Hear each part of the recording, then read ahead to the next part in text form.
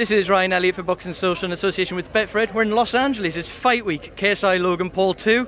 Delighted to be joined by Joe Weller. Joe, welcome to Los Angeles. I hope you're not lagging as much as me. How are you? Mate. Wait, were you on my flight?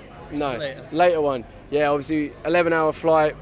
For me, I think it's like 4 a.m. right now, so it's a bit like, but we're there. You know, the excitement is here. Like you can see, like everyone was just behind me, you know, packing the place out. But yeah, exciting. Ksi-Logan, both in the house. It's going to be a party.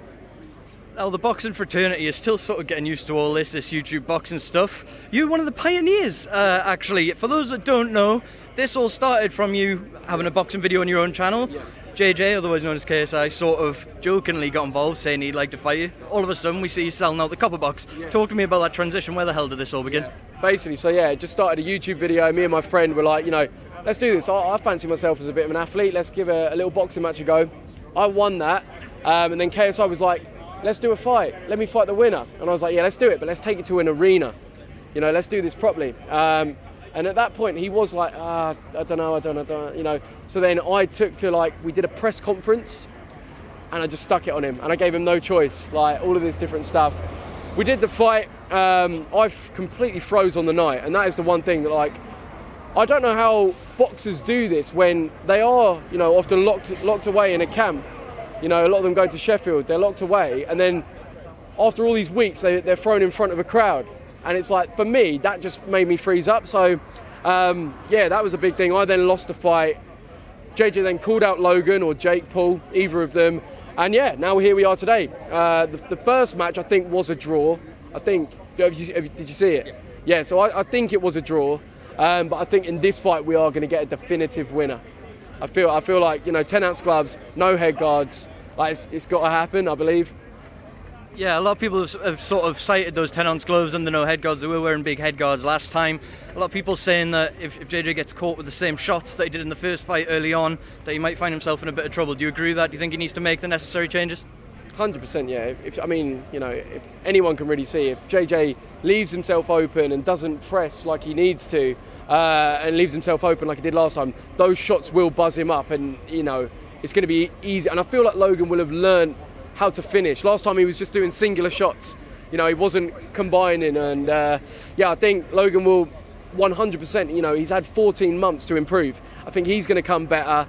I do believe JJ will come better. I don't know how much better, just because he's not a natural athlete. Like, he's amazing at hard work, dedication. You know, to go from where he was to where he is unbelievable, and anyone must respect that. But, you know, Logan, having the time he's had to improve, I feel like he's going to have an edge now, you know. And it's going to be hard for JJ. It's going to be very hard early on. If it goes into the later rounds, I do feel like JJ has the better stamina, and JJ will be able to capitalise, but weathering the storm early on is going to be hard. One thing I wanted to touch on, Joe, that you mentioned, when you had your fight at the copper box, obviously you said being locked away and then going into arena, you don't know how boxers do it, but a lot of boxers gradually build up that experience. They go from the small halls up to the big arenas. You two went in as white-collar boxers, no experience, in front of thousands, not only in the arena, but millions on YouTube. It's a seismic audience. This is just beyond comprehension, this fight on Saturday, for a lot of us. Like, we can't quite understand how big it is. You know, we all turned up for this press conference in the UK and they'd done 3,000 tickets for a press conference. How did you find dealing with that mental pressure, and how will they deal with it? Because, like I say, this isn't building up experience and going from the smaller shows to the bigger shows. This is two relatively, you know, new to the sport guys going in there in front of millions of people. How do you deal with that? How do you try and deal with it as well? Not very well. No, basically, I just think these guys, it's about getting in a zone. You know, they've done this for a long time now. They're no strangers to being in front of crowds. If anything, I think they thrive when they're in front of crowds. You know, it takes a certain type of person, I think, to be able to stand in front of a massive people that are booing you and saying how much they want you to get your head kicked in, and be able to deal with that. You know, I think both of these guys have done it very well. I think they just get into a zone. I think they have these online personas, and I think they bring that into this boxing world. You know, deep down, of course they're scared. Of course they're worried of losing their whole reputation and being made a meme. Of course they're terrified of it, but I feel like they are able to get into a zone, and that's what they're going to have to do. It's funny though, I don't know if this stadium's going to be, you know, the arena's going to be sold out. So I don't know if they're going to have to deal with like a packed out crowd. But, you know, regardless, the millions watching, knowing what's at stake, It's going to be a lot. It's going to be hard, but they've been in there now. They've done it. They've been doing it. All of this, they're constantly getting used to, doing this press media in front of everyone. So I think they should be used to it, and it shouldn't have too much of an effect.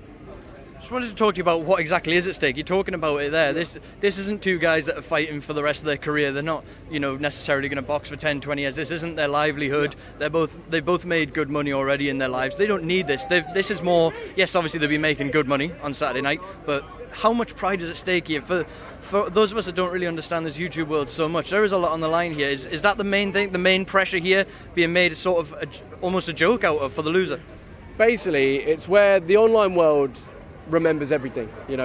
Everything you do basically defines you. It's not like, you can mess up once and that's it. Look at what Logan did in the Japan forest. That is what he is known as across the internet now. That is it. It's never going to leave him. It's obviously this isn't as a direct comparison, but it's still, there's so much that the guys are saying. How confident they're being about the I am number one. You could make a whole entire movie about the amount of clips that they're saying, like, there's no one better than me, I'm this and that. And they're setting themselves up that they have to win. And that's what's enticing us all in. That's what's gripping us, that we both we believe both of them. Pretty much everything's at stake, their whole livelihood. And the loser is going to get absolutely ruined. Like, that is what it comes down to. On Twitter, on Instagram, on YouTube comments, you got knocked out. Done. That is all you're going to get. It's going to be hard. It's going to be very hard. I know you've categorically said that you're done with boxing, you're done with your time in the ring. When you see events like this and you see it building up on Fight Week, does any little bit of you think, wouldn't mind one more little go? Is that you completely done? Nah, to be fair, like, if anything, it just reminds me, like, you know what, I've enjoyed it. I just enjoy seeing the spectacle. Like, I like getting involved, I like giving my opinion, I like, I'm a fan of it, and I'm very interested, but in the sense of I want to get up there and be like, yeah, I'm this, that and the other, I'd be lying, I'd be pretending. I'd be saying, yeah, I'm the best, as in at boxing, when I know, like, boxing's not really my thing, and I can accept that. With that said, I'm a massive fan of boxing, I love boxing, and I love watching it, so that's what, that's why I'm excited to commentate on it. That's what I'm really excited about. One thing I wanted to get your thoughts on, Joe, in the boxing world, there's been a lot of discussion about us seeing world champions on the undercard of YouTubers. A lot of people are saying that it's disrespectful and almost insulting. Other people are saying, great opportunity to appeal to a new market. We've got Billy Joe Saunders, one of the UK's most talented fighters, on the undercard of these two. Devin Haney, one of America's best upcoming fighters, fighting on the undercard of two YouTubers as well. Which way do you see it? What's your thoughts on that situation? I understand, obviously, both, views. There are guys, the professionals that have been putting in their work since kids, that absolutely have dedicated their lives to this, and they're on the undercard of these novices that have just come in. Like, that's absurd, and I get that. However, it's an entertainment business, and these guys have earned their right to entertain at this level. They've put in the work boxing-wise. It's not like they've just come off the street. They've dedicated, it is now years to do this, a couple of years. But and they don't need to do this. But the fact that they've chosen to put their lives on the line, which is what they're doing, you have to respect it. Regarding Billy Joe Saunders and Devin Haney, etc., being on the undercard, I think, look, if they're going to get a better payday doing this event than a different one, then let them. That's 100%. They're the ones putting their lives on the line, so I respect that, and I personally, obviously, from the YouTube point of view, don't have a problem with it. As long as they're happy and they want to do it, let them get on with it. A little bit of backlash from the YouTube community when it was sort of announced how this show was going to work and the structure of it, that it was going to be a full sort of Sky production, and that a lot of the YouTubers that would potentially be on the undercard in the past would not be, and that the commentary team would be service resumed as normal. You mentioned, though, all of a sudden, Joe Weller's landed a commentary gig, Sky Sports. Looking forward to it? Yeah, no, 100%. I mean, I think it's to an extent, like, look, there weren't exactly many YouTubers coming out saying, I really want to fight. There was Jake Paul and Anderson Gibb, maybe Deji. There wasn't a whole card of YouTubers coming forward. So, replacing them with world championship boxers, fair play. Like, that is, I respect that. I think we've got to embrace it. That's fine. You've still got YouTubers as commentators, presenting. It's not like it's completely been taken over, but look, it's part of it. I'm excited as a boxing fan to see Billy Joe Saunders, etc. on the card. Like, I want to see that. Maybe the younger YouTube audience don't, but it's what it is. This is a one of a kind event, and I think we just need to accept that. It's not a normal boxing event. It's not a normal YouTube event. This is a one of a kind, and let's just enjoy it. You know what I mean? Joe, final question from me before we both crash. Due to jet lag, final prediction. How do you see it unfolding? Give me your thoughts. So, I feel like Logan Paul, he just seems like a different animal. I have no idea what's happened in camp. I don't know if he may look a certain way, like he did last time. He looked great, but he gassed. But this time his whole demeanour looks like more of a man that's grown up. Do you know what I mean? He looks like, I know what I'm doing now. And that confidence that comes with the skill does seem to be shining through. And don't get me wrong, JJ's still looking confident. He still, looks like the man. But if it comes to both guys having the time that they've had, with Logan being the more natural athlete, I feel like he is going to show that.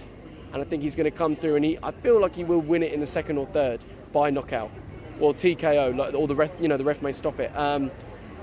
Saying that, if it does go beyond then, I think it's JJ's to lose, because he's got the better stamina, he's got that work rate, and I think his will to win is higher.